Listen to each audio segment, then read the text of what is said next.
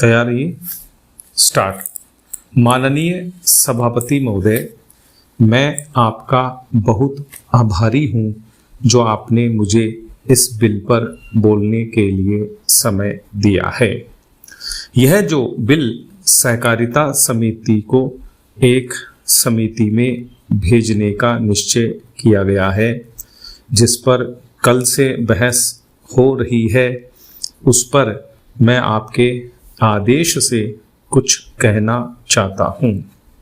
श्रीमान, इस बिल को देखा जाए तो यह समझ में आता है कि यह कोई नया बिल नहीं है, बल्कि जो सन 1912 का कानून है उसी की लाइन पर बनाया गया है और कोई नई बात नहीं रखी गई है।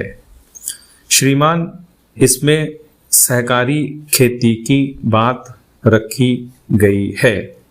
अगर यह कहा जाए कि यह कोई नई बात नहीं है तो गलत नहीं होगा। जहाँ तक सहकारी खेती का संबंध है तो उसकी तरफ जनता और विशेषकर किसानों का बिल्कुल कोई झुकाव नहीं है और उनका झुकाव न होने के कारण उन्होंने उसे उस सीमा तक नहीं अपनाया जितनी सरकार को आशा थी। श्रीमान, आपको मालूम है कि नागपुर कांग्रेस में यह प्रस्ताव पास हुआ है कि सहकारी खेती कराई जाए। पूरे देश में इस समय इसका जोर चल रहा है और इसको लाने के लिए न मालूम इसके कितने रूप रखे गए हैं। यह कहा गया है कि इसके अंदर कोई जोर नहीं है।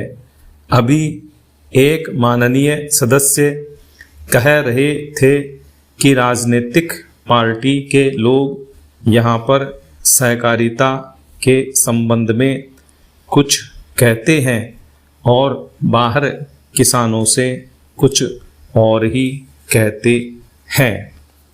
वे किसी से यह भी कहते हैं कि तुम्हारी ज़मीन छिन जाएगी।